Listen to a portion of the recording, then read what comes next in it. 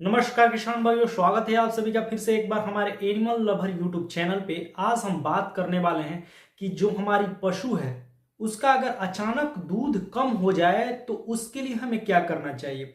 बहुत सारे ऐसे किसान भाई हैं जो कि मेले से अथवा किसी दूसरे पशुपालक के यहाँ से गाय अथवा भैंस खरीद के लाते हैं और 10 दिन 15 दिन खिलाने के बाद उनका दूध ऑटोमेटिक कम हो जाता है और हमें कमेंट करते हैं और पूछते हैं कि सर ये क्यों होता है और इसका कारण क्या है। तो आज पूरी जानकारी हम आपको इस YouTube के माध्यम से बताने वाले हैं। अगर आप हमारे चैनल पर पहली बार विजिट किए हैं तो चैनल को सब्सक्राइब कर लीजिएगा और घंटे वाले बेल को जरूर दबाइएगा जिससे नोटिफिकेशन मिले सबसे पहले। मेरे किसान भाइयों, ये होता क्या है, जब हमारी पशु का दूध अचानक घट जाता है तो इसमें हमारे पशुपालक का हाथ होता है 90%। और चलिए इसको हम आपको क्लियर करके पूरी तरह से हम बता देते हैं। देखिए हमारे पास पूरा डाटा है इसका। देखिए होता क्या है कि जब हम पशु को लेकर आते हैं तो वो जिसके पास जो पशु रखा था, या मान लीजिए व्यापारी के पास पशु था अथवा गांव में किसी के यहाँ पशु था, तो उससे हम उसका डाइट प्लान जानते नहीं है कि वो क्या डाइट में खिलाता था, वो पशुपालक डाइट में क्या खिलाता था। और हम जो है कि डायरेक्ट बदलाव कर देते हैं और ये बदलाव हमारे पशुओं को बहुत ही घातक साबित होता है। यहां तक कि दूध जो होता है पूरी तरह से शॉर्ट हो जाता है और यही कारण होता है। तो चलिए चलते हैं, आपको इन्हीं में से कुछ कारण बताते हैं। जैसे कि मैं आपको बता दूं, पशुओं के शरीर में एक हार्मोन्स होता है जो कि एक रूमेन पेपीला के नाम से होता है। हार्मोन्स कहिए अथवा ये एक डाइजेशन सिस्टम होता है जो कि भोजन को पहचानने में काम में आता है। जैसे कि मान के चलिए कि अभी हम अपने पशुओं को गेहूं, जौ, मक्का, बाजरा का अनाज दे रहे हैं, भूसा दे रहे हैं, सूखा चारा दे रहे हैं, हरा चारा दे रहे हैं, मिनरल मिक्सचर दे रहे हैं, बहुत सारा चीज मैं इंग्रेडिएंट्स दे रहा हूं और मैंने अपने पशुओं को सेल कर दिया किसी दूसरे के यहाँ। और आपने क्या किया कि उसको जो है कि सुधा दाना देना शुरू कर दिया और मैं देता था जो है कि कॉटन सीड्स, बिनोला का खल, और आपने सरसों का खल देना शुरू कर दिया।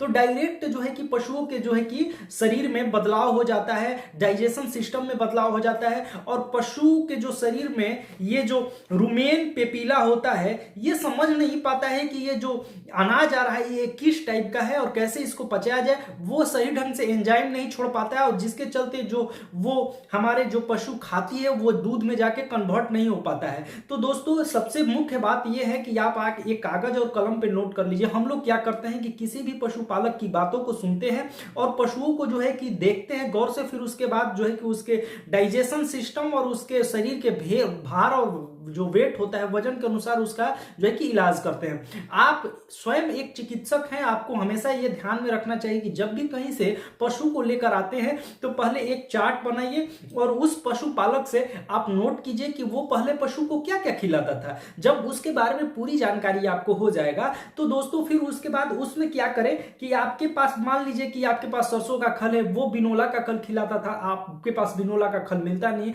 तो उसमें आप डायरेक्ट चेंज ना करें, आप धीरे धीरे बदलाव करें। सरसों का खल देना शुरू करें, थोड़ा थोड़ा देना शुरू करें। और ये रुमेन पेपीला जो होता है इसको पता लगना चाहिए कि अब मुझे जो है कि बिनोला का खल मिलने वाला नहीं, अब सरसों का खल मिलने वाला है और इसी से हमें जो है कि दूध में कन्वर्ट करना है। तो हमें धीरे धीरे आदत लगाना है। तो दोस्तों ये एक मुख्य वजह होता है पशुओं का अचानक दूध कम हो जाने का। और जो पशु ज्यादा दूध करती है वो बहुत ही सेंसिटिव होती है, बहुत ही जो है कि सुकुवार होती है, जिसे देहाती भाषा में बोला जाता है। वो हर चीज को समझती है क्योंकि जो उसका दूध बनाने का जो मिल्क वेन होता है, वो मिल्क वेन जो होता है हमारे पशुओं का जो पचाया हुआ एंजाइम होता है, विटामिन होता है, मिनरल्स होता है, वो कन्वर्ट होता है तभी जाके दूध बनता है। तो हमें क्या करना है, एक देखिए दूध जब हमारे पशु का अचानक बंद हो जाए तो एक हमें डाइट चार्ट बना के रखना है। डाइट चार्ट में हमें क्या करना है कि कोई भी अगर मान लीजिए नया पशु खरीद के लाते हैं तो पहले तो धीरे धीरे बदलाव करें अपने भोजन में, डायरेक्ट ना बदलते, यानी कि जो खिलाता था और सीधे आप विपरीत जो है कि उसमें कोई चीज आपने कोई जानकारी नहीं लिया और दूसरा अनाज देना शुरू कर दिया। अगर आप रेगुलर मक्का खिलाते हैं तो आप मक्का खिलाइए, मैं ये मना नहीं करता हूं, लेकिन वो जब बदलना हो तो वो मक्का डायरेक्ट मत हटा दीजिए। आप मतलब थोड़ा थोड़ा उसको भी डालते रहिए। और जब पूरी तरह से आपका पशु का बाजरा खाने का आदत लग जाए तो पूरी तरह से आप जो है कि बाजरा खिलाते रहिए। लेकिन डायरेक्ट पहले मक्का खाती थी और फिर बाद में आप बाजरा खिलाना शुरू कर दीजिएगा तो ये आपको जो है कि नुकसानदायक साबित हो सकता है।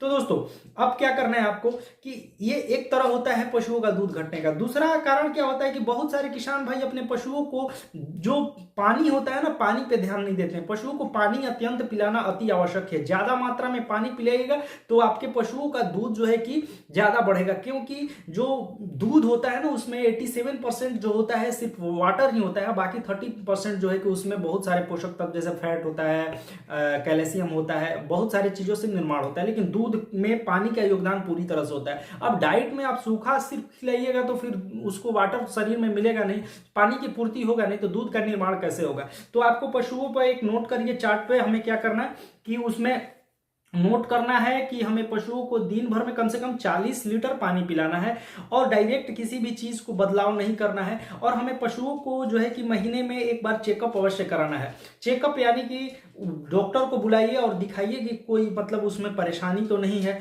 दूसरी बात, ये एक बात और ध्यान देना है कि क्या आपके पशुओं का गोबर पतला तो नहीं हो रहा है।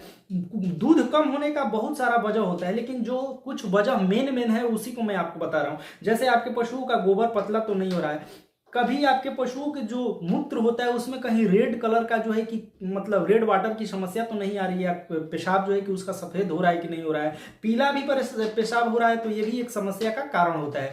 तो इन सारे चीजों को हमें नोट करना है और सब धीरे धीरे जो है कि हमें जब लगे कि हमारा सब परफेक्ट है तो हमें अपने पशुओं को क्या करना है कि 40 लीटर पानी पिलाना है। और जो होता है हमारे पास जो अनाज है उसको एक सीमित मात्रा में देना है, ज्यादा भी नहीं देना है और कम भी नहीं देना है। और उसको मिनरल्स वगैरह हमेशा देते रहना है, जैसे मिनरल मिक्सचर हो गया, कैल्शियम हो गया। और दोस्तों कैल्शियम आप जो है कि जो महंगे दामों के खरीद के लाते हैं उससे बेटर मैं मानता हूं कि आप चूना पानी का प्रयोग कर सकते हैं। चूना जो होता है दोस्तों हमारे पशुओं के लिए बहुत ही लाभप्रद माना जाता है। आयुर्वेद चिकित्सा में भी इसका सलाह दिया गया है। गेहूं के दाने के बराबर चूना ले लीजिए और अपने पशुओं को पिलाना है। जब भी पानी उसमें मतलब 20 लीटर का आपका डब्बा है पानी का भरा हुआ है तो उस डब्बे में गेहूं के दाने के बराबर चूना डाल के उसको मिक्स कर दीजिए और उस पानी को पिलाइए। इससे आपके पशुओं के शरीर में कभी कैल्शियम की कमी नहीं होगी। और मैं आपको बातें बता देता हूं, जब आपके पशुओं को जब भी लगे कि उसका गोबर पतला हो रहा है तो इसका यह सॉल्यूशन है कि अमरूद का पत्ता होता है, ग्रामीण क्षेत्र में अमरूद का पत्ता लेके आइए, मतलब 2-4 केजी खिला दीजिए आप 2-3 दिन में। उससे आपका पशुओं का गोबर पतला जो है जो हो रहा है उससे कड़ा होने लगेगा। फिर उसके बाद जामुन का पत्ता आप खिला सकते हैं। जब भी आपके पशुओं को लगे कि आपके पशुओं का पेट गड़बड़ चल रहा है, डाइजेशन सिस्टम ठीक नहीं हो, तो डिवार्मिंग करा दीजिए। डिवार्मिंग करने का सही एकदम परफेक्ट मैं बता दूं, आप नीम का पत्ता अपने पशुओं को खिला दीजिए 2-4 केजी 2-3 दिन में, हर मतलब आधा केजी सुबह आधा केजी शाम को। और फिर देखिए कमाल, 3-4 दिन में ही उसका पेट बिल्कुल साफ हो जाएगा। और डिवार्मिंग कराने की कोई जरूरत नहीं है। महंगे महंगे दवाइयों का साइड इफेक्ट बहुत ज्यादा होता है हमारे पशुओं का और सीधे मतलब उसका दूध पे उसका सीधा असर पड़ता है। दूध क्षमता जो दूध प्रणाली क्षमता है वो नष्ट होने लगता है। तो मेरे किसान भाइयों, आप किसी भी कार्य को आप करते हैं तो पहले अपने आप में सोच विचार कर लीजिए कि इस पे आपके पशुओं को क्या मतलब प्रभाव पड़ेगा। कोई भी डाइट आप चेंज कर रहे हैं, किसी भी प्रकार का अपने पशुओं को डाइट प्लान बना रहे हैं तो आप उसका बदलाव डायरेक्ट न करें और एक गहन विचार करके एक नोट्स तैयार करके रखें कि हमें ये क्या देना है क्या नहीं देना है। इसलिए कि ज्यादातर पशुपालकों को मैंने देखा है कि केयरलेस होते हैं, पशुओं को ज्यादा केयर नहीं करते हैं और हमेशा जो है कि कुछ न कुछ सवाल करते रहते हैं कि सर हमारे पशु को ये प्रॉब्लम हो गया है।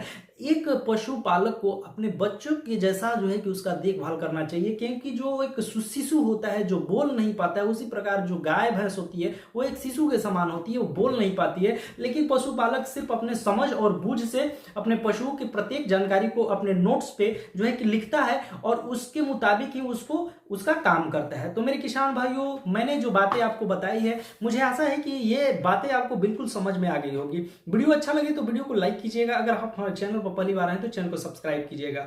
जय हिंद, जय भारत। फिर मिलते हैं आपको नेक्स्ट वीडियो में नेक्स्ट टॉपिक के साथ। तब तक के लिए इजाजत दीजिए। राम राम।